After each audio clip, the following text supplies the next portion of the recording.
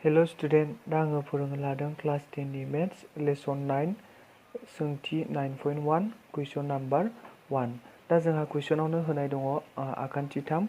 बे आखान्थि 3खौ आं एसे बुजिहोनो सानदों। जों कुइसनाव दङ नै सासे सार्कास दिन्थिग्राया हायाव थियायै गायनाय थसे खुन्थियानि बिजौआव खानानै गोरायै बोनाय 20 मिटार दिरुं दोंसेयाव गाखोदों। थारमाने मा होनो सासे मानसि एबा सासे सार्कास दिन्थिग्रा होनदों। बेवहाय बियो मा होनो दोंसे दिरुङाव गाखोदों। नै बे दिरुं बेखौ ए निफ्राय सि सिम नै बेयो बिनि गोलावाबो जादों 20 मिटार। बे दिरुङावनो सासे सार्कास दिन्थिग्राया गाखोदों। दाने मा होनबावदों, जुदि दिरुं आरो हासा थालाया बानायनाय खनाया 30 डिग्री जायोब्ला खुन्थियानि जौथायखौ दिहुन।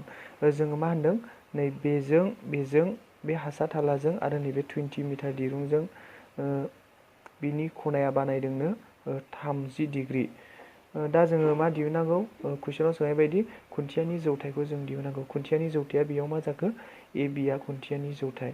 होमब्ला जों बेवहाय जोंहा फर्मुला दङ। जोङो बेवहाय sin 30 डिग्री लागोन। जोंहा फर्मुलाया दङ नै sin 30 डिग्रीनि फर्मुलाया, साइननि फर्मुलाया ए बि बाय ए सि। नाथाय जोङो जेब्ला कस लागौमोन, जोङो हासाखौ दिहुननांगौला जोङो बेयाव कस लागौमोन।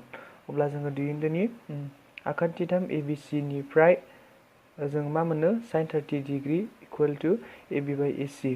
दानि जोङो नै जोंहा बे साइननि फर्मुला ओमफ्राय नैबे sin 30 डिग्री, थारमाने नैबे खनाया sin 30 डिग्री जाबाय। अब्ला जोंहा sin 30 डिग्रीनि माना दङ, टेबोलनिफ्राय जोङो नुगोन 1/2 आरो जोंहा ए बि आ नैबे बियो, जोङो बेखौ दिहुननांगौ।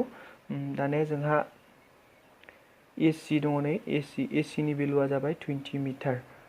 दानिया जोङो बेयाव 20 मिटार होबाय ए सि नि जायगायाव। दानिया जोङो बेजों सानजाबाय।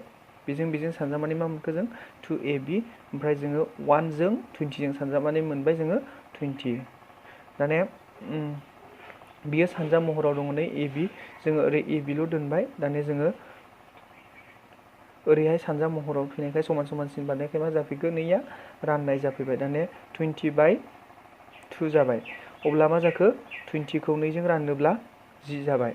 अब्ला जोंहा खुन्थियानि ए बि आ मा जाखो, 10। अब्ला जोंहा खुन्थियानि जौथाया मा जाखो, 10। बेनिखायनो खुन्थियानि जौथाया ए बि इकुवेल टु 20 मिटार। बेनोसै। आरो माखासे भिडिअखौ मोनबावनो थाखाय, माखासे फोरोंनायखौ मोनबावनो थाखाय नेक्स्ट भिडिअखौ नायनो थाखाय आं खावलायनाय जाबाय। जै बर' फरायसानि, जै बड'लेण्डनि। गोजोन्थों। थाबैनो आंनि चेनेलखौ